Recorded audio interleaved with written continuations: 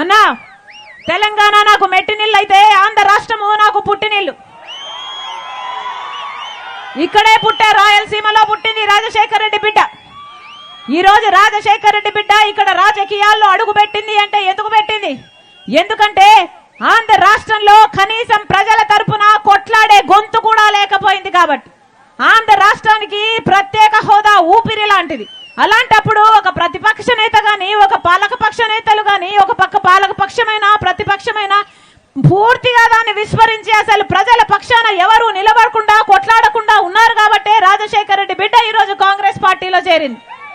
ఒక్క కాంగ్రెస్ పార్టీ మాత్రమే, రాహుల్ గాంధీ గారు మాత్రమే కాంగ్రెస్ పార్టీ అధికారం లేకొచ్చిన వెంటనే 10 సంవత్సరాల ప్రత్యేక హోదా ఇస్తామని కాంగ్రెస్ మేనిఫెస్టోలో పెట్టారు కాబట్టి ఆ మాటను పట్టుకొని వచ్చింది రాజశేఖర రెడ్డి బిడ్డ. నేను రాజశేఖర రెడ్డి బిడ్డను పులి కడుపున పులే పుడుతుంది. నా గుండెలో నిజాయితీ ఉంది. నా పుట్టింటి ప్రజలకు మేలు చేయాలి అన్న తపన ఉంది. మీరు ఆశీర్వదించండి.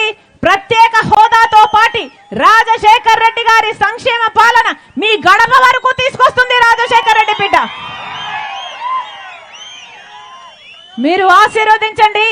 ఇలాంటి వాళ్లకు ఓట్లేస్తే ఒక పక్కేమో మైన్ మాఫియా, ఇంకో పక్కేమో వైన్ మాఫియా, ఇంకో పక్కేమో శాండ్ మాఫియా, ఇంకో పక్కేమో ల్యాండ్ మాఫియా. ఇదంతా సరిపోదన్నట్టు సొంత చిన్నాననే హత్య చేసిన వాళ్ళను పక్కన పెట్టుకొని తిరుగుతున్నాడు జగన్మోహన్ రెడ్డి గారు.